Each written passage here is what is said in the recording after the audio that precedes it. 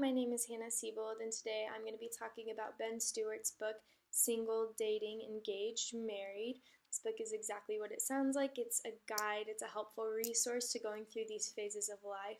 And I think what makes this book really special is that it tackles those less talked about subjects. It's really easy to find a good book on dating and even easier to find one on marriage, but Ben Stewart really dives in to these 4 stages and these 4 portions, and that's how he breaks his book up. So he starts by explaining the purpose and emphasizing the importance of singleness. So being single is obviously inevitable. We're all single at some point, but it's also really important. There's a purpose in the way God designed us and in the way that he designed how our relationships work. We shouldn't be complacent in our singleness, but we also shouldn't be constantly seeking after something or someone, but in our state of singleness, we should be purposeful and intentional. Stewart emphasizes so hard how being single is a gift. We cannot enter into a healthy relationship without being a healthy person. So the time in which you are single is a gift because you have the opportunity to work entirely on yourself without any distractions. And as Stewart quite bluntly puts it, dating is a distraction. So in being single, we have freedom, and in that freedom, we have the opportunity to choose God and to choose to seek after him without anything holding us back. But he does move into discussing dating and how to date healthily and the purpose of dating and what that looks like. So he opens up the section by stating, dating is not a status to dwell in, but a process to move through. So Stewart talks about humankind's desire to love and to be loved, and this is why we go through relationships that end in heartbreak and why we enter into them in the first place, because we desire deep connection. An important note is that dating is not a search to find your other half or someone who will complete you, but dating is intended for 2 whole people. So dating is essentially the process of evaluation. We evaluate if the person we are pursuing is the person we want to marry. And in the evaluation process, Stewart notes that the 2 most important things are character and chemistry. Character being who the other person is, what's their reputation, what does their integrity look like, and chemistry, how well do you connect with them?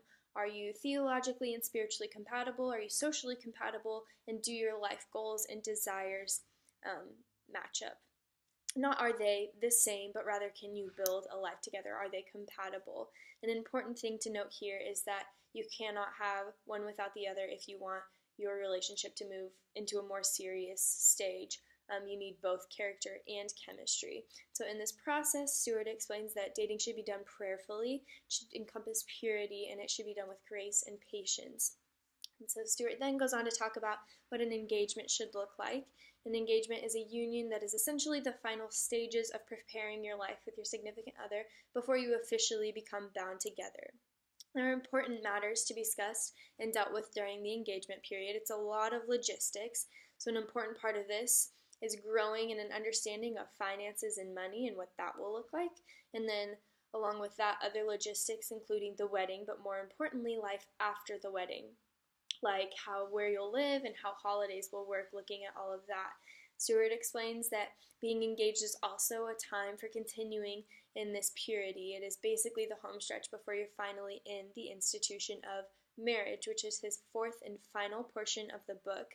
Marriage is designed for 2 people to come together as one and devote their lives to Jesus, becoming even stronger in their pursuit of him than they were before the marriage. He describes marriage as a mission. Marriage was designed by God for us so that we can understand even more about God. I really appreciated Stewart's take on submission. He understands why there's so much negative connotation to the word, but that doesn't stop him from diving into Ephesians 5:22, where Paul says, "Wives, submit to your husbands." So instead, he explains what submission is not. It's not degrading, it's not servitude, it does not make one less valuable than the other. And so I like how he carefully treaded through the topic of submission. However, I was still hesitant to agree with everything he wrote on the matter, but I appreciated how he went about it. And following submission, he discusses love, and from there he goes into marital roles and what those roles have come to look like within his own marriage. So Stewart finishes the book by stating that marriage is a union and a partnership. He explains that the pursuit should not stop on the wedding day, but it should continue throughout the marriage until the very end. And that pursuit, meaning the pursuit of one another, of the relationship, but also together pursuing God and pursuing Him on this mission that is in marriage.